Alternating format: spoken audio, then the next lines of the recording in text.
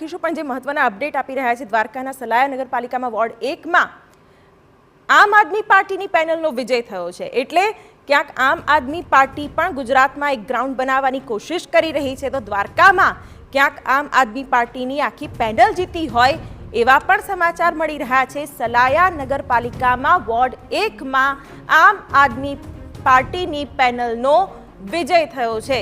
ક્યાંક કયું ફેક્ટર આમ આદમી પાર્ટી માટે અહીં મહત્વનું રહ્યું છે એ પણ ચર્ચાનો વિષય ચોક્કસથી છે। જૂનાગઢ મહાનગરપાલિકામાં 3 વોર્ડમાં ભાજપની જીતના સમાચાર। જૂનાગઢ મહાનગરપાલિકામાં પણ આંતરિક જે જૂથબંધી છે તે પણ ક્યાંક સામે આવી હતી। અનેક આક્ષેપ પ્રત્યાક્ષેપોની વચ્ચે જૂનાગઢ મહાનગરપાલિકાનો જંગ ખેલાયો હતો અને તેમાં 3 જે વોર્ડ છે તેમાં ભાજપની જીતના સમાચાર। જૂનાગઢ મહાનગરપાલિકામાં પણ રસાકસીના જંગમાં ભાજપનો અત્યારે તો લીડ દેખાઈ રહી છે।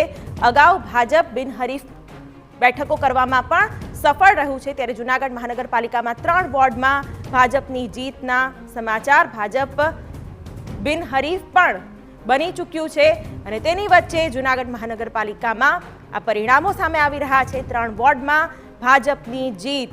જે રીતે ચૂંટણીનો પ્રચાર પ્રસાર રહ્યો છે જૂનાગઢમાં એ પણ ખૂબ મહત્વનો રહ્યો છે અને આમને સામને આક્ષેપ પ્રત્યાક્ષેપો પણ એટલા થયા છે। એક તરફ કોંગ્રેસે પણ જૂનાગઢમાં એડી ચોટીનું જોર લગાવ્યું છે, બીજી તરફ ભાજપ કેટલા સમય સુધી આ દબદબો જાળવી રાખે છે તેને લઈને પણ પ્રશ્ન હતો, પણ જૂનાગઢ મહાનગરપાલિકામાં જે પરિણામો આવી રહ્યા છે તે ભાજપની તરફેણમાં ચોક્કસ દેખાઈ રહ્યા છે। પણ દ્વારકાના સલાયા નગરપાલિકામાં વોર્ડ 1 માં આમ આદમી પાર્ટીનો પેનલનો વિજય થયો છે એ એક મહત્વપૂર્ણ અપડેટ ચોક્કસ કહી શકાય।